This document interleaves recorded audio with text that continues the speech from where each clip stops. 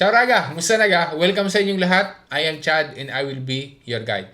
Good news ito para sa mga nasa Lavoro Domestico. Ngayong 2026, ang mga golf, badanti, babysitter, ang mga laboratory na nasa sektore na Lavoro Domestico ay mayroong increase ang kanilang minimum wage. Magkano ga ang aumento sa sahod para sa Lavoro Domestico ngayong 2026 at kailan ga ang start niyan? Ang detalye raga do por sigla, partiamo!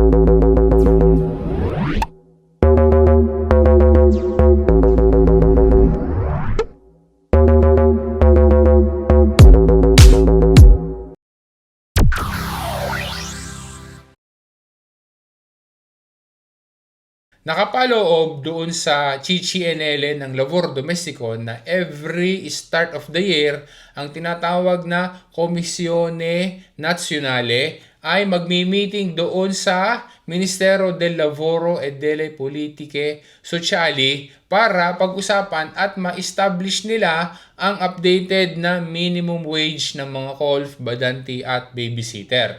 Last February 11, 2026, naaprubahan ng Komisione Nazionale ang updated na minimum wage ng Lavoro Domestico base sa pagbabago ng cost of living dito sa Italy. Ang updated na minimum wage ay effective mula January 1, 2026.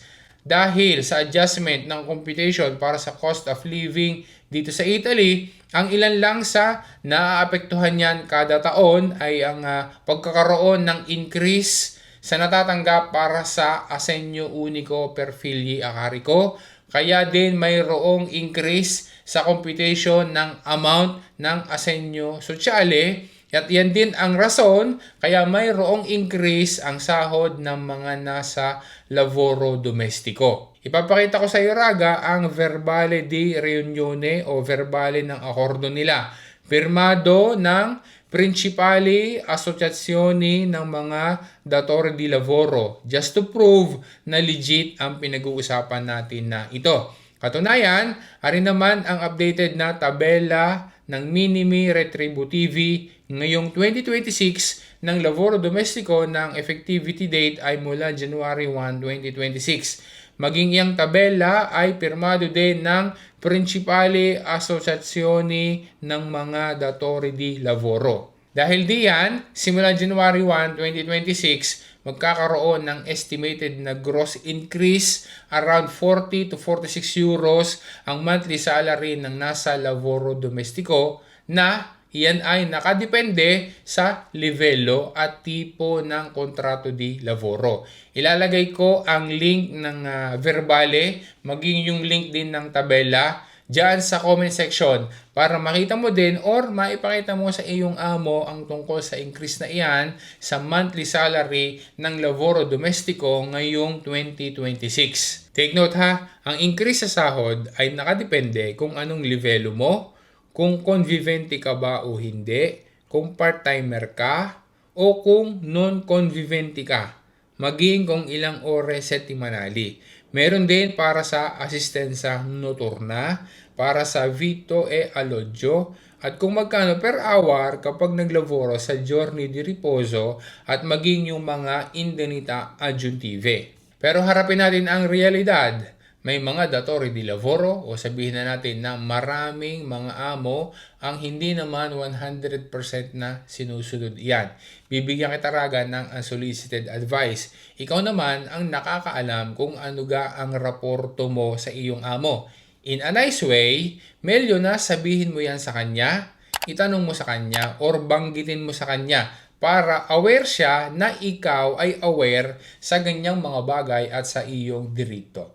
Yun talaga, sana naging malino sa iyo ang pinag-usapan natin sa video na ito. Maraming salamat sa panonood mo. Sana ma-share mo rin sa iba. Once again, this is Chad and always remember, Chad will guide. Grazie raga, alla prossima!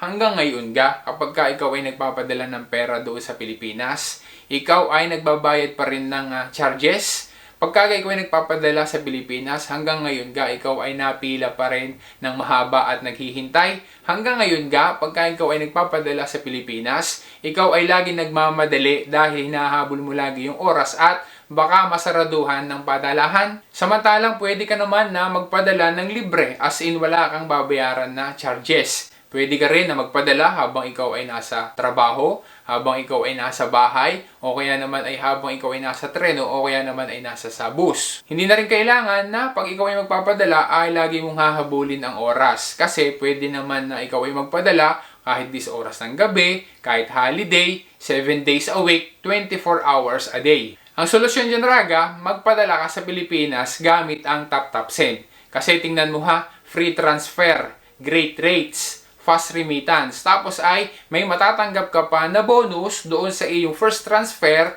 basta't gagamitin mo lang ang iyong promo code na RagaChat.